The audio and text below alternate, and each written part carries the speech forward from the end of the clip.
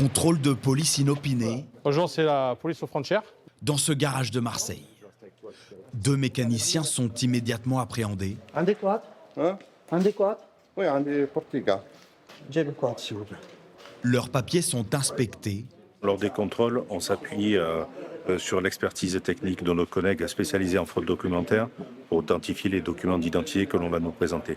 Les 2 ressortissants algériens travaillent en France clandestinement. Vous êtes en situation régulière en France? Un des quads. Non, français? Oui. Non?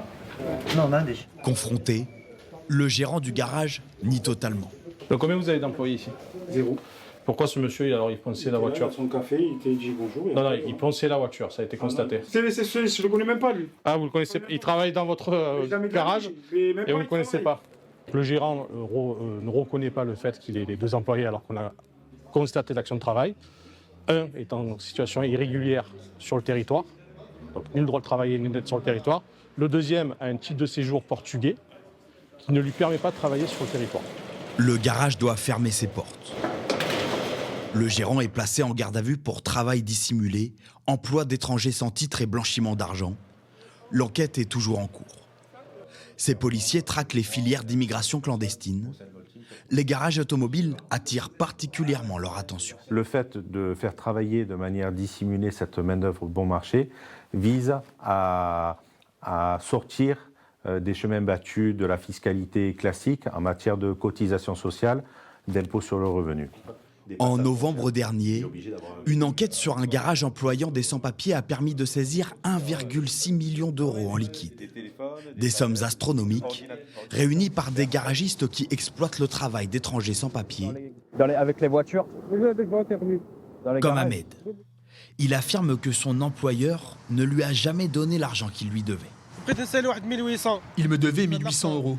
Et des fois, il me donnait 200, 300. Mais il me doit encore 500 euros. Et quand je l'appelle, il me menace en disant qu'il vient des quartiers nord. Ahmed vient d'Algérie. Il travaille illégalement, sans aucun diplôme pour exercer en France. Cette main-d'œuvre non qualifiée, c'est la hantise de Fred. Il constate chaque jour des malfaçons, comme sur cette voiture. Il n'y a pratiquement pas de vernis en fait sur la voiture. Il a peint, il s'est arrêté là. Ça a été mal fait, ça a été fait dans un garage clandestin, ça. T'es sûr? Certain. Le client me l'a dit. Pour lui, c'est de la concurrence déloyale et surtout un risque pour les clients. Les risques qu'ils ont, c'est qu'ils aient déjà des très mauvaises pièces. Nous, ça nous est arrivé de tomber sur des plaquettes qui ont été montées sur des voitures, qui ont carrément été montées à l'envers, quoi. Et le client est allé pour se faire changer les plaquettes. Ils lui ont dit non, mais tout va bien. En France, l'emploi illégal de sans-papiers est un phénomène d'ampleur. Cet avocate gère des dizaines d'affaires. Alors là, ce sont des dossiers de travail dissimulé, donc j'en ouvre de plus en plus, notamment encore 2 hier. Un délit passible de 5 ans d'emprisonnement, mais pas seulement. Les salariés eux-mêmes ont cette capacité, même clandestin, de pouvoir solliciter du conseil de prud'homme des dommages et intérêts pour travail dissimulé, qui leur donne droit à chacun 6 mois de salaire.